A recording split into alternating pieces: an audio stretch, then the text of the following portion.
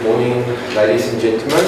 I think a person who's masculine, or it's bring out your manly aspects. I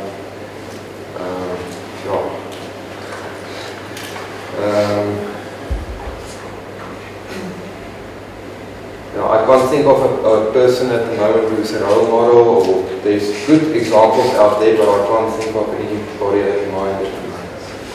Okay, I would say, it's important to be masculine out there. You must be involved in the community, and you must show. Okay, I have to think about somebody.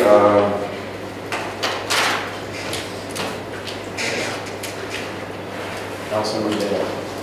Yeah, Nelson Mandela was a good figure.